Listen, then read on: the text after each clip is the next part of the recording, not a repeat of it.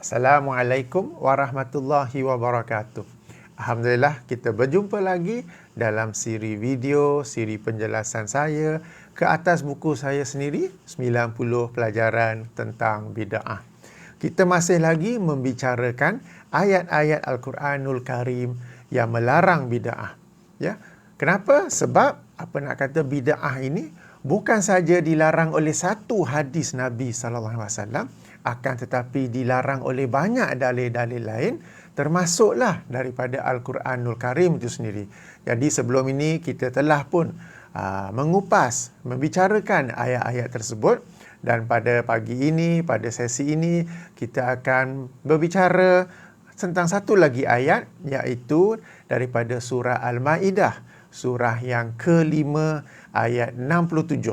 Surah yang kelima ayat 67. Mari sama-sama kita menyemaknya. A'udzubillahi minasyaitonirrajim. Ya ayyuhar rasul, balligh ma unzila ilaika min rabbik.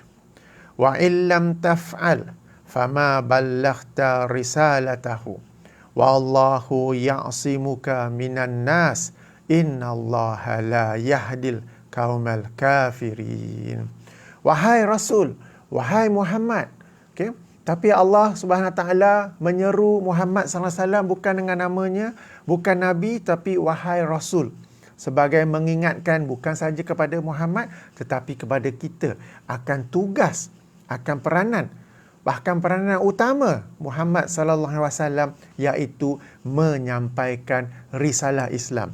Kita ni biasa sebut Rasulullah, Rasulullah, tapi kadang-kadang kita lupa Rasul itu bermaksud pesuruh yang membawa risalah Allah kepada umat ini, kepada umat manusia dan juga jin dan juga alam ini. Ya, He is the messenger of God, which brings the message of God to us, which is the deen of Islam itself. Okay? Baligh, sampaikanlah, ma unzila ilaika, apa yang diturunkan kepada engkau, mir rabbik, daripada Tuhan engkau. Wa illam taf'al, jika kamu tidak buat sedemikian, fama ballaghta risalatahu, maka ia berarti kamu tidak menyampaikan risalahnya, risalah Allah. Perhatikan susunan ayat ini. Allah tidak kata jika kamu tak sampaikan risalahnya, maka berarti kamu tidak sampaikan. Tapi tak, Allah berfirman, wa illam taf'al, jika kamu tidak melakukannya. Kenapa ya? Sebab risalah Islam ini Allah tidak turunkan satu package lengkap terus, tetapi ayat Quran demi ayat Quran, hadis demi hadis, satu demi satu.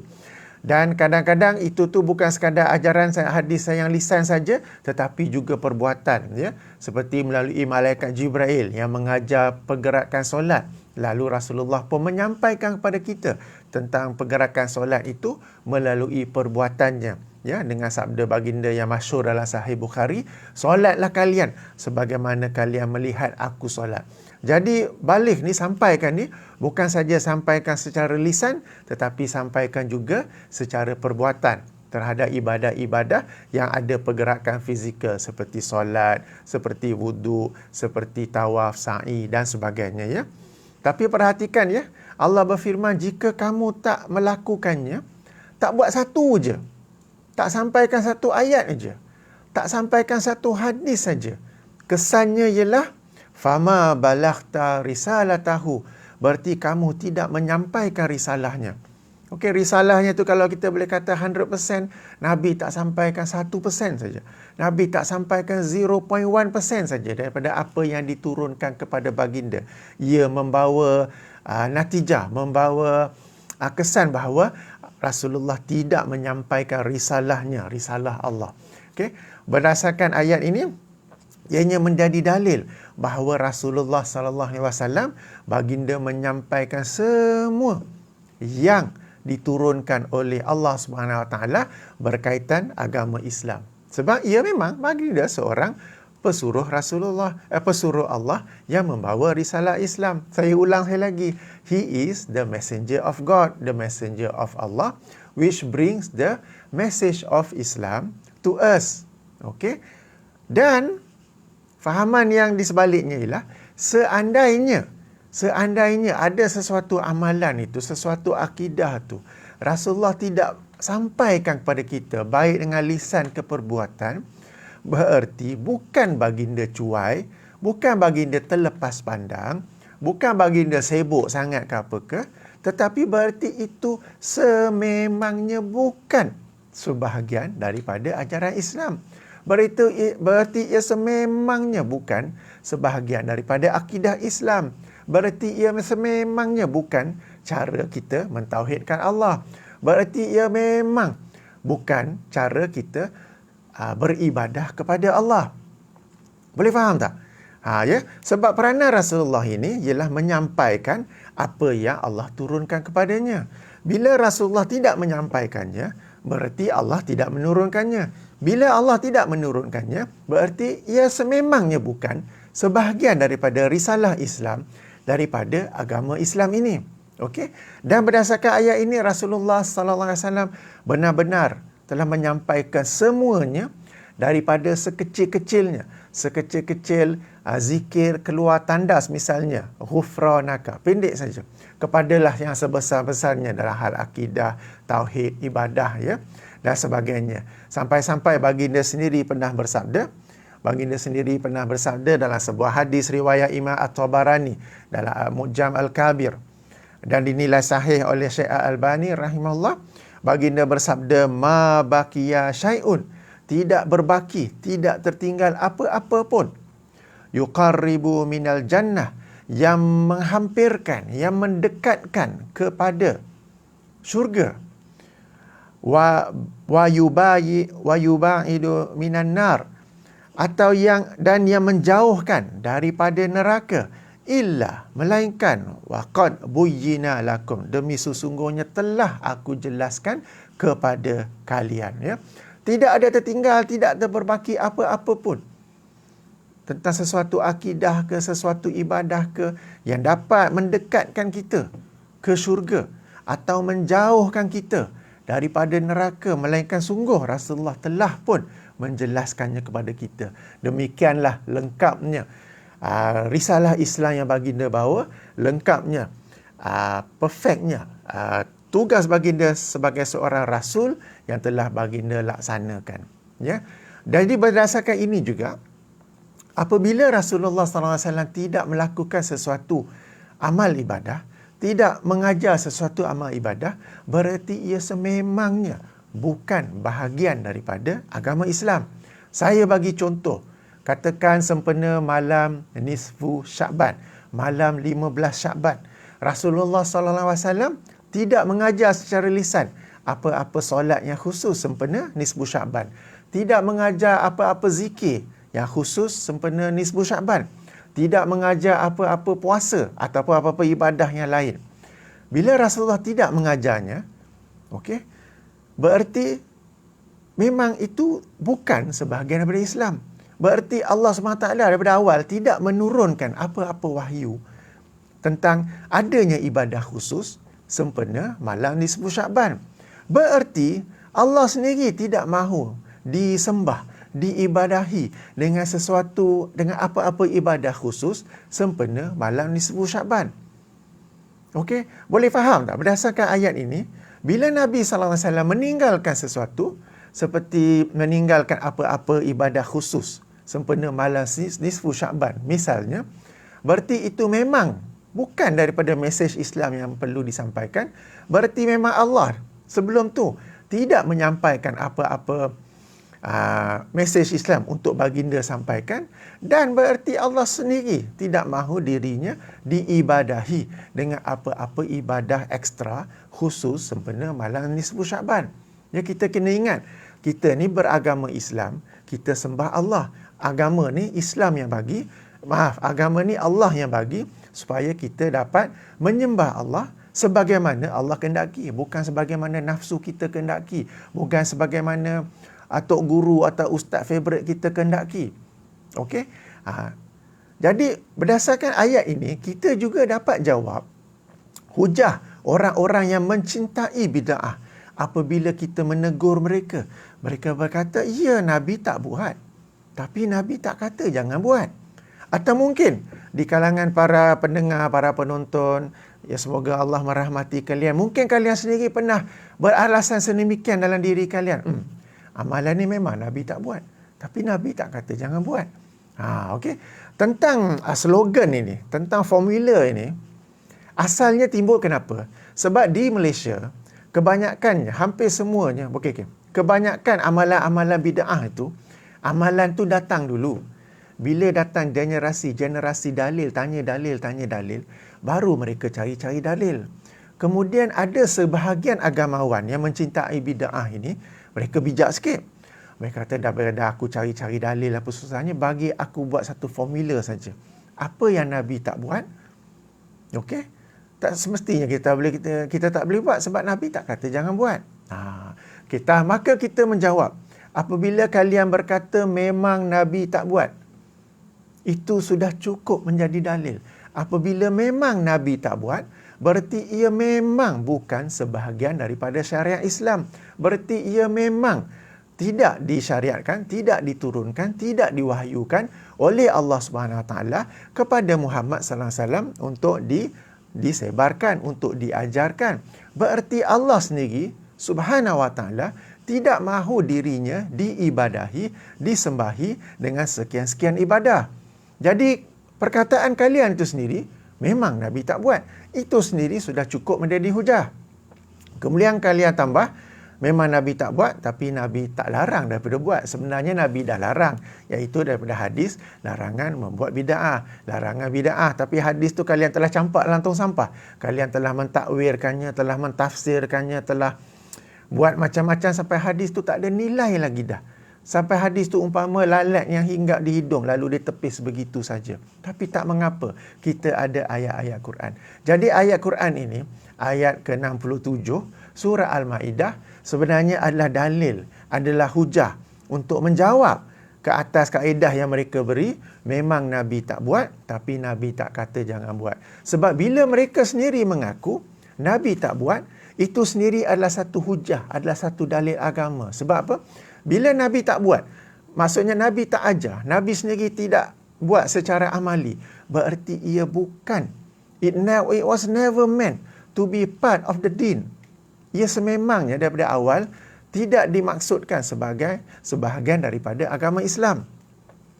Ia bermaksud Allah SWT daripada awal lagi tidak menurunkan wahyu untuk melakukan ibadah tersebut, untuk Rasulullah sampaikan kepada umatnya. Berarti daripada awal lagi Allah SWT sememangnya tidak mahu dirinya diibadahi dengan ibadah tersebut. Jadi bila kalian dengar je orang kata ini Nabi memang tak buat, cukup. Itu memang satu dalil sebenarnya berdasarkan ayat 67 surah Al-Ma'idah. Baik. Statement Nabi tak buat ni, maknanya apa yang Nabi tinggalkan, sebenarnya ada perincian yang saya hendak terangkan sebagai sesuatu tambahan. Ia disebut dalam kitab-kitab usul fiqh disebut sebagai sunnah tarkiyah. Bila kita belajar tentang sunnah Nabi SAW, lazimnya yang diajar hanya 3. Yang ini sunnah qauliyah, apa yang baginda sebut, apa yang baginda ajar secara lisan. Sunnah fi'liyah, apa yang baginda buat secara amali, secara praktikal, secara perbuatan.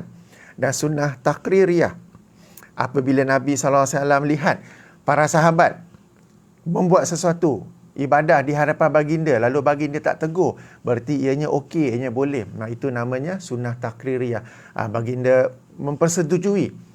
Sifat Rasulullah SAW ialah apabila ada satu kesalahan yang berlaku, baginda tegur serta merta. Baginda bukan macam kita, nanti kita cari masa yang sesuai untuk tegur. Nantilah kita pergi mengetik, pergi mengopi sama-sama, kita tegur dengan hikmah. Itu yang sampai sekarang tak pernah tegur pun kesalahan kawan kita 10 tahun lepas tu. Dia duk buat sampai sekarang tak tegur-tegur. Sebab kita masih lagi mencari-cari masa yang sesuai kononnya untuk menegurnya. Padahal yang benar kita ni sendiri yang tak mampu untuk menerima rejection. Seandainya aku tegur, dia balas balik, nanti aku terasa pula, apa aku nak cakap? Kalau seandainya aku tegur, nanti dia tak nak kawan aku lagi, apa aku nak buat? Tak ada kawan nanti. Sikap Nabi SAW ialah apabila kesalahan dilakukan oleh para sahabat depan baginda, terus baginda tegur, baginda tidak menangguh-nangguhkannya. Jadi ada sunnah qauliyah, apa yang baginda sabdakan, apa yang baginda ajar secara lisan. Sunnah fi'liyah, apa yang baginda buat, macam tadi ya, pergerakan solat, cara-cara berwuduk, tawaf, sa'i, melontar, apa semua tu kan. Cara berdoa, cara berzikir. Cara berzikir Rasulullah SAW bila berzikir sangat diam badannya. Sehingga sahabat kata seandainya burung datang duduk hinggap, burung tu pun akan duduk continuous, tak akan terbang, tak gerak langsung. Ianya bukan terhoyong hayang macam orang kita sekarang ini. Dan yang seterusnya ialah sunnah takririyah. Ialah apabila baginda lihat sahabat buat sesuatu dan baginda diam saja. Diam itu adalah cukup bahawa itu adalah sesuatu yang betul. Okey, yang ini yang biasa kita belajar. Jadi kali ini, kesempatan ini saya nak bawa kepada sunnah yang keempat yang jarang-jarang diceritakan. Jadi mungkin bagi yang pertama kali mendengar sedikit berat, tapi tak apa, insya-Allah. Ya, kalau kalian positif, kalian berdoa pada Allah, kalian akan faham benda ni. Ianya disebut sebagai sunnah tarkiyah. Yang ini apa yang ditinggalkan oleh Rasulullah sallallahu alaihi wasallam. Ya, apa yang ditinggalkan oleh Rasulullah sallallahu alaihi wasallam, dan ia selanjutnya terbahagi kepada 4 jenis. Kira relax-relax 4 je, bukan 40, 4 jenis. Pertama, apa yang ditinggalkan oleh baginda dalam urusan dunia, maka itu bukanlah hujah agama. Maknanya kalau kalian nak buat, silakan. Apa dalilnya? Dalilnya masyhur, ialah apabila daripada Khalid Al-Walid radhiyallahu, apabila baginda dihidang masakan dob. Dob ini ialah buaya padang pasir. Dia berbeza dengan buaya air yang ada di Nusantara ni, sebab buaya padang pasir dia vegetarian, herbivore. Buaya di Nusantara kita ni, tak silap saya, carnivore, makan ada taring ya. Itu beza hukum dia ya. Apabila dihidangkan, baginda nak ambil, lalu orang kata itu dob, maka Rasulullah terus tarik tangan. Sahabat lain pun terus, haram ke ya Rasulullah? Rasulullah kata tak, tapi masakan ini, hidangan ini adalah sesuatu yang aku tidak biasa di tempat aku. Kalau nak, silakan. Maka para sahabat pun termasuk Khalid Al-Walid makan, dan baginda handa memanjang ya. Di sini ada satu contoh bagaimana Rasulullah meninggalkan satu urusan dunia, tapi orang lain boleh buat ya. Jadi kita kata, kalau Rasulullah tinggalkan pakaian tertentu ke apa tertentu dalam urusan dunia, maka kita boleh dipersilakan ya. Ini yang pertama. Kedua, apa yang baginda tinggalkan kerana bimbang, ianya diwajibkan. Setelah baginda wafat, tidak lagi ada kebimbangan ia diwajibkan sebab wahyu telah pun turun, maka boleh dilakukan selepas baginda wafat. Contoh yang paling masyhur ialah solat tarawih berjemaah. Dalam banyak hadis-hadis termasuk Bukhari dan Muslim, Rasulullah sallallahu alaihi wasallam melaksanakan solat tarawih secara berjemaah untuk beberapa malam. Ya, tak silap mungkin 3 ke 4 malam. Jadi kepada malam seterusnya Rasulullah tidak keluar lagi. Walaupun para sahabat ramai tunggu di masjid. Sampailah ke paginya Rasulullah keluar. Solat subuh bersama, berjemaah. Dah habis tu Rasulullah pusing dan berkata, aku tahu kalian sedang menunggu untuk solat bersama, tetapi aku bimbang ianya diwajibkan, maka aku sengaja solat seorang di rumah. Lebih kurang begitu maksudnya. Berarti ada satu perkara tu Nabi buat, kemudian Nabi tinggalkan kerana bimbang ianya diwajibkan, kerana ramainya orang buat. Kalau Nabi buat secara berterusan, continuous, orang akan anggap ataupun syariat akan turun mewajibkannya. Maka Rasulullah buat ada option. Jemaah ada, di rumah pun ada. Jadi orang pun tahu ada 2 pilihan. Dan kemudiannya apabila Rasulullah telah pun wafat, tidak lagi diturunkan wahyu. Maka tidak ada lagi kebimbangan, ia diwajibkan. Maka ketika itu nak buat berjemaah disilakan. Dan inilah yang dilakukan oleh Umar Al-Khattab radhiyallahu anhu pada zaman pemerintahan beliau ya. Ini sunnah tarkiyah kategori kedua. Apa yang pada mulanya diamalkan oleh Rasulullah, kemudian ditinggalkannya kerana ada kebimbangan.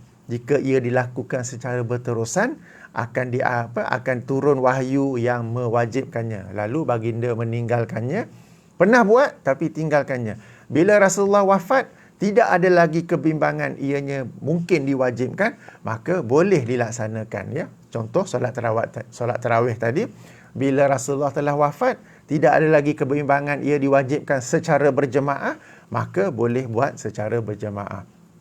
Yang ketiga, apa yang ditinggalkan dalam urusan agama sementara dorongannya ada dan kebimbangan ianya diwajibkan tidak ada.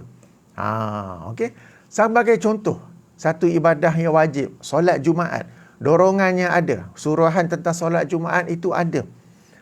Tetapi Rasulullah sallallahu alaihi wasallam setiap kali baginda bermusafir, jika jatuh pada hari Jumaat dan baginda ketika itu sedang musafir, baginda tidak melaksanakan solat Jumaat. Tidak diriwayatkan baik dalam hadis yang sahih maupun yang hasan daif bahawa Rasulullah sallallahu alaihi wasallam melaksanakan solat Jumaat ketika musafir. Tak kisah baginda keluar sebelum fajar ke selepas fajar. Okey? Dan tidak juga diriwayatkan, setahu saya, dalam mana-mana hadis sahih bahawa Rasulullah bersabda, umpama sesiapa yang musafir diangkat baginya kewajipan solat Jumaat. Umpama sesiapa yang musafir tidak perlu solat Jumaat, tak ada. Tapi baginda meninggalkannya. Dan perbuatan baginda meninggalkan solat Jumaat pada hari Jumaat ketika musafir, ya, menunjukkan bahawa yang sunnah, yang disyariatkan bagi sesiapa yang bermusafir pada hari Jumaat ialah dia tidak melaksanakan solat Jumaat. Ini mungkin sesuatu yang baru, ya, kepada para pendengar, mungkin sesuatu yang baru, tak apa. Sila kaji, sila semak sebelum ni, ya. Okey. So sekarang ni macam mana ni? Kita musafir nak solat ke tidak? Tak, jangan solat. Tapi tak wajib, mungkin sunat kot. Tak, sunat pun tidak.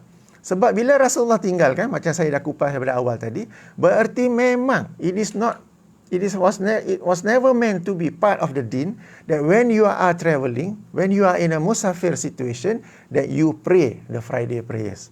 Ya, sebaliknya ialah anda solat Zuhur seperti biasa. Tapi okey, ikut buat, dapat pahala. Okey, bila pahala ni jangan kita kira ikut logik kita. Kita kira ikut apa yang Allah bagi. Dan Allah terangkan bahawa sesiapa yang ikut sunnah Rasulullah sallallahu alaihi wasallam akan mendapat pahala. Dan sunnah Nabi ni dalam hal ibadah, dalam hal agama ni, bila Nabi buat, kita buat, dapat pahala.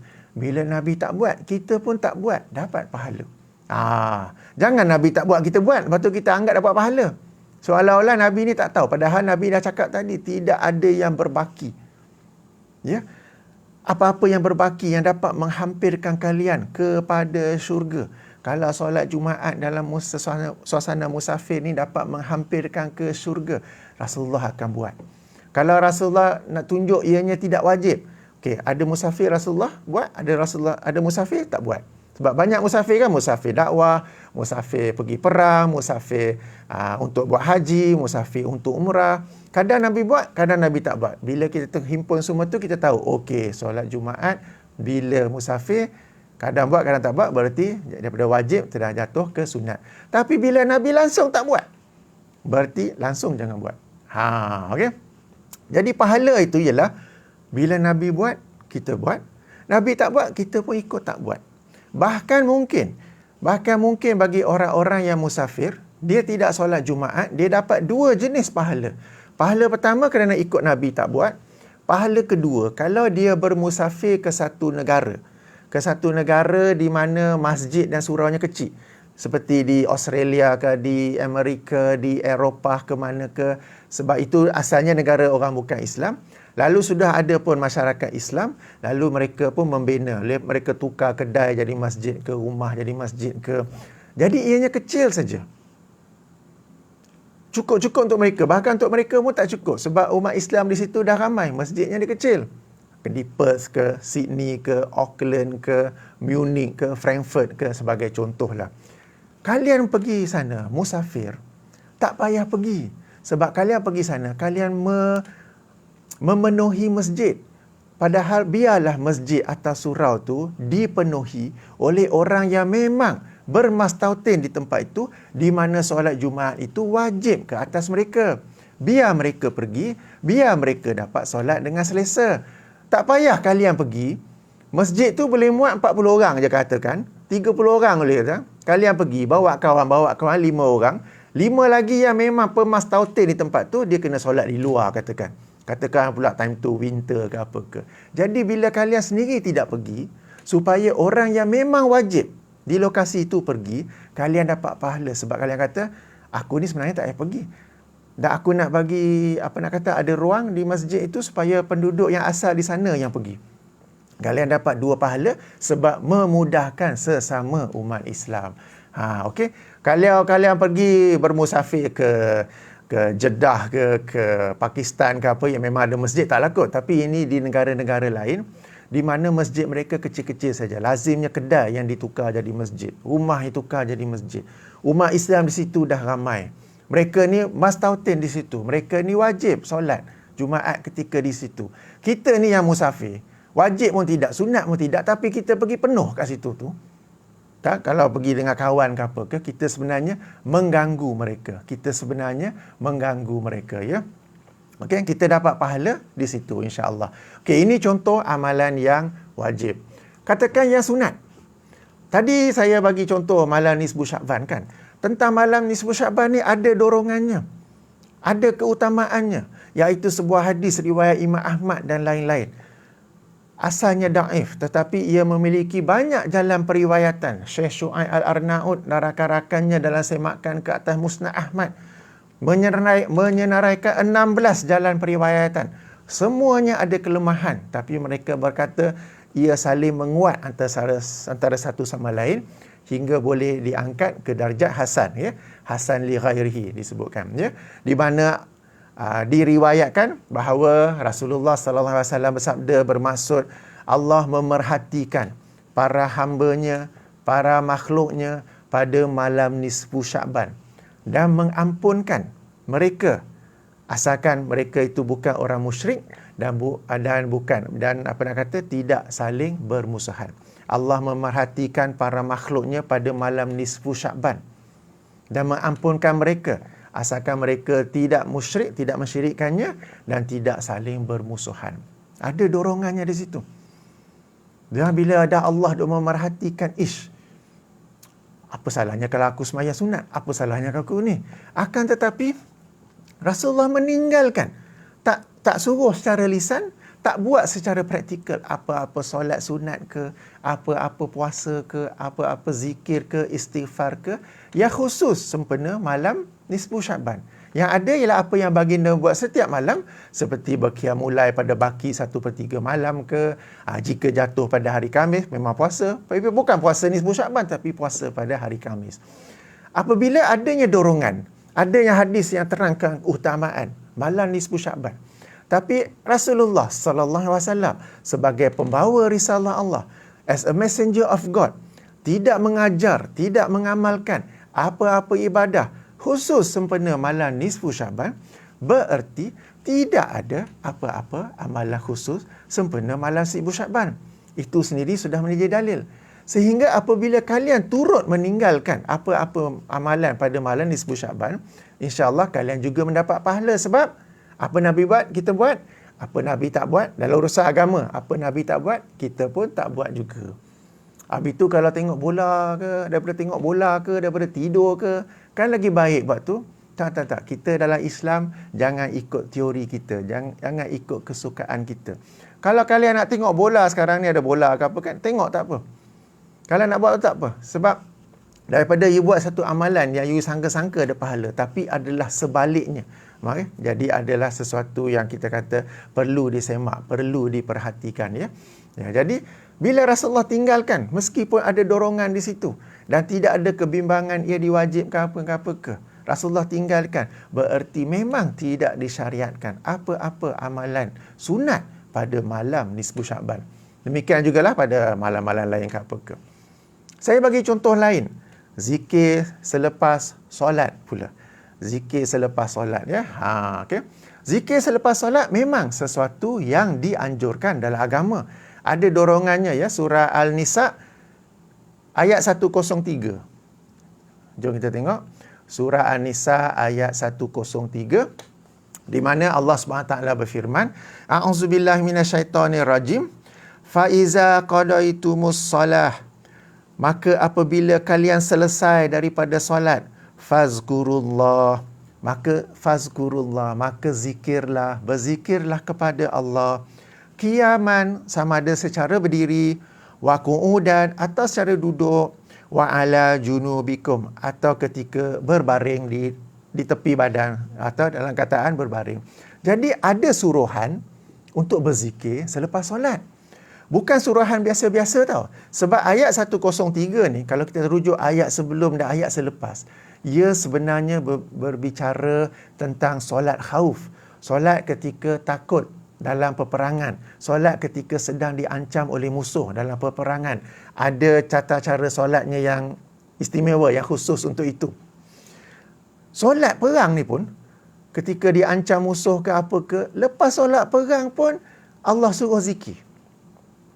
Kalau dalam suasana perang pun disuruh zikir, apatah lagi dalam suasana aman damai ni. Lagilah ditekankan keutamaan berzikir selepas solat. Ini dalam kaedah usul fiqh disebut sebagai qiyas al-aula. Ringkasnya, secara mudahnya, kalau solat dalam perang pun, solat ketika perang pun, solat dalam ketakutan perang pun, lepas solat tu Allah anjurkan untuk zikir. Apatah lagi kalau solat dalam keadaan aman damai sekarang ni, lagilah utama untuk kita berzikir. Ya, berdasarkan dorongan ini, Rasulullah sallallahu alaihi wasallam pun mengajar kita zikir-zikir untuk dibaca selepas solat fardu. Tapi yang Rasulullah ajar itu, itulah risalah, itulah mesej yang Allah turunkan kepada baginda untuk baginda sampaikan, untuk baginda ajarkan pada kita. Tak payah tambah yang lain-lain. Walaupun kita anggap ia baik, walaupun dalam hadis lain baginda ada ajar zikir tersebut, tapi itu untuk dibaca pada suasana lain. Saya bagi contoh, beristighfar lepas solat kan. Okey, saya bagi contoh. Ada hadis, memang sahih, riwayat Imam Abu Daud dalam sunannya, bahawa Rasulullah SAW bersabda, bermaksud, sesiapa yang beristighfar, astaghfirullah, allazi la ilaha illa huwal hayyul qayyum wa atubu ilaihi, maka diampunkan dosa-dosanya, meskipun dosa itu sebesar orang yang melarikan diri daripada medan perang. Orang tengah perang apa semua ni, dia pula membelakangkan, mengkhianati kepercayaan dia beri, dia melarikan diri. Dosa besar tu. Okey, tapi baca lafaz istighfar yang panjang itu dapat mengampunkan dosa yang besar seperti itu. Akan tetapi, walau bagaimanapun, namun begitu, lepas solat fardu, sebagaimana hadis daripada Sahih Muslim, daripada Sauban radhiyallahu anhu, Rasulullah SAW beristighfar 3 kali, astaghfirullah, astaghfirullah, astaghfirullah. Rasulullah meninggalkan lafaz istighfar yang panjang itu. Rasulullah hanya baca astaghfirullah, astaghfirullah. Bila Rasulullah tinggalkan, bererti lepas solat fardu, apa yang Allah perintahkan pada baginda, apa yang Allah wahyukan kepada baginda, yang kemudian baginda sampaikan pada kita, berdasarkan ayat 67 surah Al-Ma'idah tadi, zikir selepas solat fardu ialah astaghfirullah sahaja. Tak payah tambah yang lain-lain. Walaupun yang lain-lain tu bagus, walaupun yang lain-lain itu memang Rasulullah anjurkan dalam hadis yang lain, tapi itu untuk anda baca ketika pada waktu yang lain. Contoh dalam ayat Quran, saya tak ingat ayat mana, waktu yang dianjurkan kita banyak beristighfar ialah waktu sahur. Ya, waktu sahur, you nak istighfar, silakan baca lafaz tu. Bila-bila you tengah drive, daripada duduk dengar apa-apa semua tu, istighfar, baca lafaz tu. Tetapi, selepas solat fardu, kita baca astaghfirullah sahaja. Sebagai contoh, ya. Ini contoh selepas solat fardu. Contoh lain pula, selepas solat sunat ni ada tak Rasulullah SAW mengajar atau sendiri mempraktikkan sesuatu zikir? Sebab bila Allah berfirman, فَإِذَا قَضَيْتُمُ الصَّلَةِ, apabila kamu selesai solat, boleh merujuk pada solat fardu, boleh merujuk pada solat sunat. Solat fardu kita dah bincang tadi. Solat sunat ni macam mana? Lepas solat sunat tahiyatul masjid ke? Lepas solat sunat ba'diyah zuhur ke? Qabliyah zuhur ke? Apa ke? Atau yang famous, selepas solat sunat tarawih. Ada ke? Bila Rasulullah SAW meninggalkan, padahal suruhannya ada, dorongannya ada, apabila Rasulullah SAW meninggalkan sebarang bentuk zikir selepas solat sunat tarawih, berarti memang tidak disyariatkan apa-apa bentuk zikir selepas solat tarawih. Kenapa kalian menganggap diri kalian ini lebih pandai sampai boleh buat satu pakej zikir tertentu? Bila ditegur, memang Nabi tak buat, tapi Nabi tak kata jangan buat. Memang Nabi tak buat itu sendiri adalah hujah. Sebab bila Nabi memang tak buat, berarti memang tidak diturunkan wahyu kepada baginda untuk mengajar atau mempraktikkan zikir-zikir tersebut. Berarti memang Allah tidak menurunkan wahyu tersebut. Berarti memang Allah tidak mahu dirinya diingati di antara solat-solat tarawih tersebut. Tapi solat witir ada. Solat witir ada. Subhana malikil kudus, subhana malikil kudus, subhana malikil kudus. Yang ketiga tu panjang sikit. Untuk solat witir ada. Yang witir tu jangan bawa masuk solat tarawih pula. Okey. Ini sebagai contohnya, ya. Bagaimana ada dorongannya di sini. Apabila selesai solat, berzikirlah kepada Allah. Dan Rasulullah pun mengajar zikir. Kita baca, kita amalkan apa yang Rasulullah ajar. Jangan tambah walaupun satu huruf pun. Okay, jangan tambah. Dan bila Rasulullah tak baca apa-apa zikir, seperti selepas solat-solat sunat, termasuklah solat sunat tarawih, tak payah baca apa-apa. Tak kisah kalau ada siapa mana ke, kita kata ustaz ke, majlis fatwa ke, apa kata ke, apa ke. Tak. Rasulullah tak buat, jangan buat. Yang ini nanti insya-Allah saya akan buat kelas khas kenapa saya menyampaikan pandangan-pandangan yang berbeza dengan para ulama. Nanti insya-Allah, ya. Kalau tak ada perubahan dalam jadual kerja saya, nanti hari Sabtu, lusa insya-Allah, ya. Tapi sudah cukup sebagai hujah, sebagai dalil. Dorongannya ada untuk berzikir, tapi Nabi meninggalkannya. Berarti pada ibadah itu tidak ada zikirnya. Okey? Dan ini yang kita sebut sebagai sunnah tarkiyah. Dan orang yang meninggalkan zikir itu, dia mendapat pahala. Sebab apa? Kalau Nabi buat, kita buat. Nabi tak buat, kita pun tak buat. Dan bila kita ikut Nabi, sebab setengah orang tak buat sebab malas. Setengah orang tak buat sebab dia tak tahu langsung apa ke. Dia tak tahu benda ni. Tapi setengah orang dia tahu. Dia tahu ada orang buat. Dia tahu Nabi tak buat. Dan dia pun ikut Nabi tak buat. Bukan sebab malas, sebab memang Nabi tak buat. Maka dia mendapat pahala kerana mengikuti sunnah Nabi SAW. Ya. Ini contoh amalan yang hukumnya sunat. Tadi tu solat Jumaat, amalan yang hukumnya wajib. Bila Rasulullah tinggalkan, kita pun tinggalkan saja. Okay? Berarti kita ganti dengan solat zuhur saja. Ini tentang zikir, ya. Kategori keempat, sunnah tarkiyah kategori keempat, ialah sesuatu urusan dunia yang ada dorongannya untuk dibawa ke dalam agama. Lalu Rasulullah tak bawanya ke dalam agama. Maka apa yang Rasulullah tidak bawa pada zaman baginda, tidaklah berarti ianya memang, it is never meant to be part of the deen. Berarti ianya memang bukan sebahagian dari agama, untuk kita pula sekarang ni bawa masuk dalam agama. Saya ulangi, ya. Urusan dunia, tak apa, urusan dunia silakan. Okay, tapi ada dorongan dalam agama yang seolah-olah, kalau urusan dunia tu kita bawa dalam agama macam bagus, macam okey. Tapi Rasulullah tak buat. Rasulullah tinggalkannya. Rasulullah tak bawa masuk dalam agama. Berarti ianya memang sememangnya tidak dimasukkan, tidak dimaksudkan sebagai sebahagian daripada agama. Ni belit apa cerita ni. Saya bagi contoh, ya, saya bagi contoh. Tentang zikir sebagai contoh, ya. Kita bagi zikir sendiri. Kenapa asyik zikir, ya? Sebab orang bid'ah ni dia sangat suka buat zikir-zikir sendiri, baik lafaz sendiri ataupun cara sendiri. Mari kita rujuk surah Toha ke penghujungnya, ayat 130. Okey, scroll ke akhir ayat 130, di mana Allah SWT berfirman, A'udzubillahi minasyaitonirrajim. Fasbir ala ma yakuluna wasabbih bihamdi rabbika. Maka bersabarlah, wahai Muhammad, ke atas apa yang mereka kata kepada kamu. Nabi Muhammad SAW dalam rangka menyampaikan dakwah. Macam-macam mereka kritik. Kamu ni, apa nak kata, gila lah, kamu ni sihir lah, kamu ni hanya tiru agama lain lah, kamu ni orang miskin lah, kamu ni bukan malaikat lah. Macam-macam mereka kritik, macam-macam mereka tuduh, ya. Sampai baginda pun kadang-kadang rasa sedih, kadang-kadang rasa down, kadang-kadang rasa demotivated. Maka apa yang Allah anjurkan kepada baginda? Allah anjurkan agar bersabar ke atas apa yang mereka sebutkan itu. Dan Wasabbih bihamdi rabbika. Dan bertasbihlah dengan memuji Tuhan kamu. Okey? Pada waktu pagi, petang, sebahagian siang, sebahagian malam. Okey, maknanya seluruh hari itu banyakkan berzikir, ya. Okey.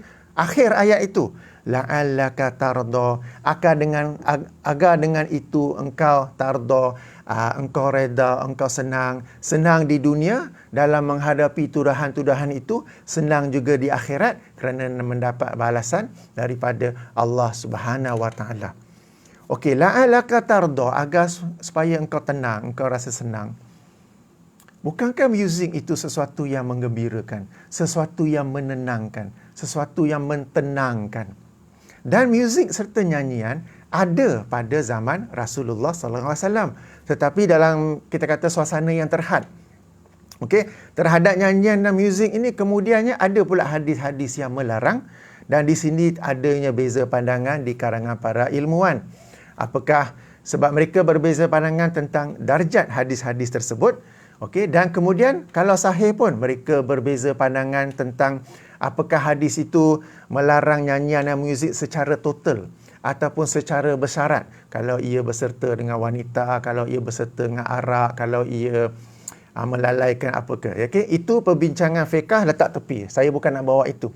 Saya nak bawa ialah pada zaman Nabi sallallahu alaihi wasallam ada muzik, ada nyanyian.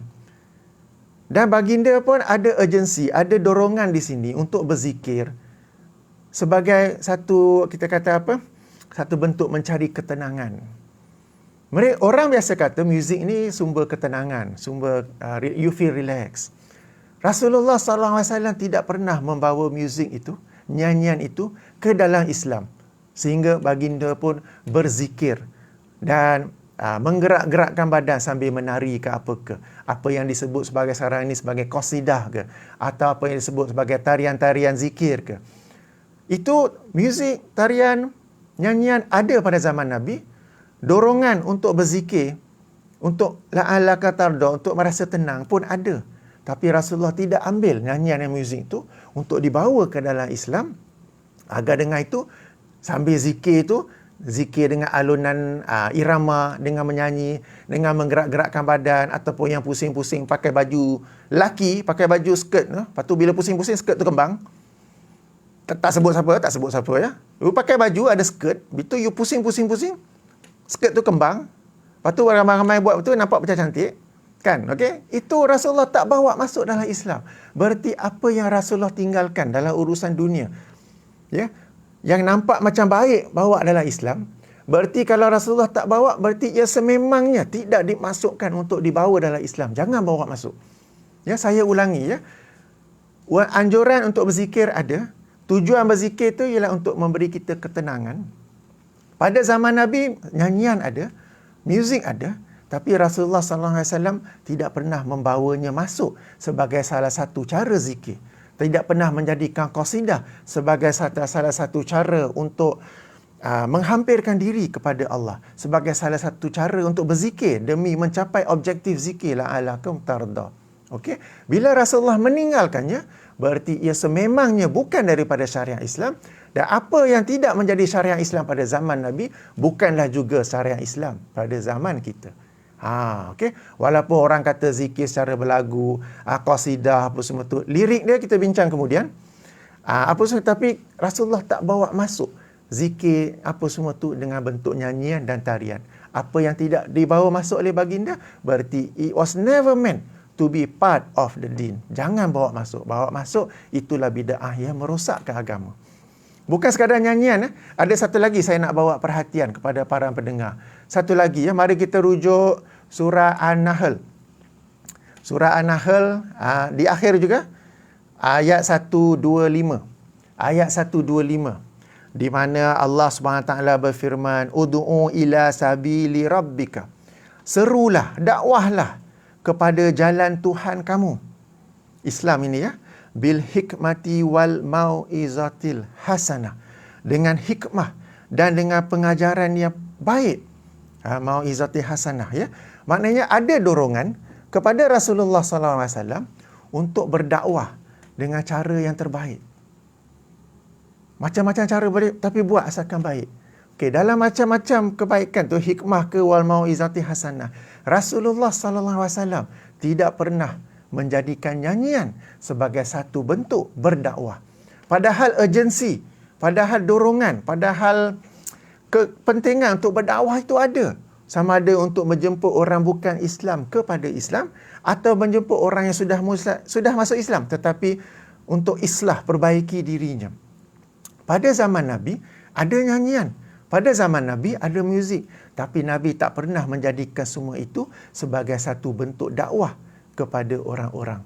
Jadi berdasarkan ayat ini, berdasarkan sikap Nabi SAW yang meninggalkan muzik dan nyanyian, saya jemput para hadirin semua untuk merenung satu aktiviti yang sangat berkembang sekarang ini yang disebut sebagai nasyid-nasyid Islam. Di mana dalam nasyid-nasyid itu memang liriknya okey, setengahnya okey, membawa ingatan kepada Allah, menjemput orang agar tidak lalai, apa semua tu okey, memang okey. Tetapi benda itu, nyanyian ada pada zaman Nabi. Dorongan untuk berdakwah dengan cara yang hikmah wal mauizati hasanah ada. Tapi Rasulullah sallallahu alaihi wasallam meninggalkan nyanyian. Baginda tidak bawa nyanyian itu masuk sebagai satu bentuk dakwah, meskipun urgensi dakwah itu ada. Ya, kenapa ya? Mungkin kenapa? Bila kita dengar muzik, orang tu duk seronok dengar nasyid. Dia dengar nasyid ke dia seronok dengar penyanyi? Yang lelaki akan seronok dengar penyanyi nasyid perempuan. Yang perempuan akan seronok dengar penyanyi nasyid lelaki. Okey? Jadi duk seronok dengar tu seronok dengar apa sebenarnya? Duk seronok dengar orang tu. Dan penyanyi-penyanyi nasyid ni pun macam artis lain juga. Ya.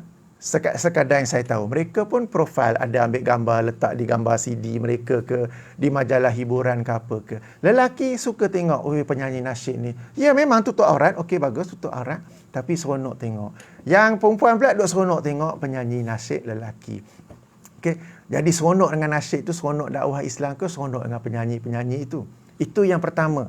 Yang kedua, bila seseorang itu menulis lagu, baik lagu nasyid ataupun selainnya, adakah irama datang dulu atau lirik datang dulu? Is it the rhythm first or the lyric first? Most of the time it is the rhythm first, and then they write a lyric that goes together with the rhythm. Bila seseorang tu menulis lagu, mana datang dulu? Mana yang dia susun dulu? Adakah dia susun muziknya dulu dengan nota-nota muzik tu kan, ada tanda-tanda apa tu? Kemudian baru dia buat lirik, dan lirik itu dia sesuaikan dengan irama yang buat tu. Sebab muzik ni, yang buat ni jadi best, ialah iramanya tu. The rhythm itself. Mungkin ada orang dengar lirik, tapi lirik tu kemudian. Bila dah buat rhythm, baru disusun lirik supaya sesuai dengan irama. Kadang-kadang ada yang penulis yang lebih profesional, dia rhythm and lyric together. Tapi dia mestilah kena sesuaikan juga. Jadi di sini datang mudaratnya, apabila lirik itu bukan disesuaikan dengan ajaran Islam, tapi disesuaikan dengan irama itu, supaya orang suka dengar, supaya jualan CD bagus. Tuan-tuan dan puan-puan yang dirahmati Allah, dulu ada satu kumpulan nasyid yang agak masyhur. Daripada mereka datangnya nyanyian Allahu, Allahu, Allahu. Saya yakin semua pernah dengar Allahu, Allahu. Nak tanya, Allahu ni ajaran siapa? Dari sudut bahasa Arab, betul ke tidak? Itu yang pertama. Yang keduanya, Allah dan Rasulnya telah mengajar kita apa yang patut kita sebut bila kita nampak sesuatu yang baik, bila kita nampak sesuatu yang kita tak suka, bila orang puji kita, bila orang macam-macam je ada. Rasulullah SAW apabila melihat ataupun setelah melakukan sesuatu yang baginda sukai, baginda sebut Alhamdulillah hilazi ala kulli tatimas solihat. Kalau benda yang tak suka, Alhamdulillah ala kulli hal. Dalam surah Kahfi yang kita biasa baca pada malam atau pagi Jumaat, tengok kebun anggur tu, apa yang Allah ajar? Masya Allah, la quwata illa billah. Demikian ada bacaan lain, subhanallah ke, alhamdulillah ke, apa ke. Mana mari Allahu ni? Apabila umat Islam sebelum menghadapi perang Badar, Allahu, Allahu, Allahu, mereka 1000, kita 300 je, Allahu, macam mana ni? Ada ke? Lepas tu Allah kurniakan kepada mereka kemenangan. Allahu, Allahu, Allahu, kita menang. Ada ke? Perang Uhud selepas itu, Rasulullah kata dah duduk kat atas tu. Pasukan kedua duduk atas bukit standby tapi tak nak dengar. Turun juga sebab nak ambil harta rampasan perang. Akhirnya kalah. Adakah Allahu kita kalah? Allahu kalau kita duduk atas bukit tu kan bagus. Adakah? Kebodohan apakah yang melanda umat Islam kita di Malaysia? Allahu. Apakah mereka tidak ada Allah dan Rasulnya yang mengajar apa yang patut disebut? Kalau tanya pun, Subhanallah ni sebut bila? Masya Allah ni sebut bila? Alhamdulillah ni sebut bila? Kebanyakannya tak tahu pun. Yang tahu apa? Allahu. Ini kesan buruk daripada nasyid-nasyid Islami ni. Nasyid-nasyid itu kita kata nampak macam baik. Tapi tak. Kalau betul you nak ajak orang, you nak ajak non-Muslim pada Muslim, bacakan dia ayat-ayat Quran, hadis-hadis. Ajar dia tauhid dulu. Kalau betul you nak meningkatkan, you nak islah seorang Muslim, daripada satu tahap kepada tahap yang lebih bagus, you bacakan dia ayat Quran, you bacakan hadis-hadis. Itu cara dakwahnya. Sebab Rasulullah SAW, baginda sendiri sentiasa terfikir-fikir macam mana nak berdakwah dengan hikmah, macam mana nak berdakwah dengan mau'izatil hasanah. Baginda tidak pernah mengambil muzik dan nyanyian sebagai satu bentuk dakwah. Maka apa yang tidak diambil oleh Rasulullah, apa yang ditinggalkan oleh Rasulullah, berarti ia memang tidak masuk dalam Islam. Jadi kita jangan bawa nyanyian dalam Islam, kemudian kita jadikan dia pula nasyid-nasyid Islami, lalu kita anggap itu satu amalan dalam Islam. Ya, bukan itu satu perkara yang kita kata minta para hadirin semua renung-renung kembali, ya. Apa nak kata, betul ke bermanfaat nasyid-nasyid tersebut? Okay? Dengan nasyid-nasyid itu orang mula kurang, tinggalkan membaca ayat Quran, tinggalkan membaca hadis, ya. Asyik duk menyanyi saja akhirnya. Okey. Okey, semangat sikit ni. Okey, jadi itu yang saya nak sampaikan tentang sunnah tarkiyah. Kita ulangi, ya, sunnah tarkiyah itu apa yang baginda tinggalkan dalam urusan dunia, tak apa, tinggalkan. Apa yang Rasul mula-mula amalkan, kemudian tinggalkan. Baginda tinggalkan sebab bimbang ianya diwajibkan jika baginda buat secara berterusan. Bila Rasulullah sedang wafat, kebimbangan itu sudah tidak ada, maka boleh diamalkan. Contoh paling masyhur, solat tarawih. Sunnah tarkiyah yang ketiga, apa yang baginda tinggalkan padahal dorongannya ada. Ayat Quran atau hadis yang menganjurkannya ada, tapi Rasulullah tak buat. Berarti memang itu tu apa yang kita dok anggap kena buat tu, memang it was never meant to be part of the religion. Maka tinggalkannya. Kalian mendapat pahala juga. Sebab pahala dalam mengikuti sunnah Rasulullah SAW hal agama ini ialah kita buat apa yang Nabi buat, kita tak buat apa yang Nabi tak buat. Okay? Kemudian dalam urusan dunia memang tak apa. Tapi kalau urusan dunia tu kita nak bawa masuk dalam agama juga. Dan urusan dunia tu memang ada pada zaman Nabi. Dan Nabi tak pernah bawa. Nabi tinggalkan dia. Nabi tak bawa ke dalam agama. Maka ianya memang not part of the religion. Jangan kita bawa ke dalam agama. Ya, ini sunnah tarkiyah. Dan ini sesuatu yang kita kena faham dengan baik supaya kita dapat bezakan sunnah-sunnah Nabi SAW. Okey, dah lama, dah hampir sejam pula dah, ya. Okey, moga-moga dapat memberi kefahaman yang baik kepada para pendengar semuanya. Kita berjumpa lagi insya-Allah. Subhanakallahumma bihamdika asyhadu an la ilaha illa anta astaghfiruka wa atubu ilaik. Assalamualaikum warahmatullahi wabarakatuh.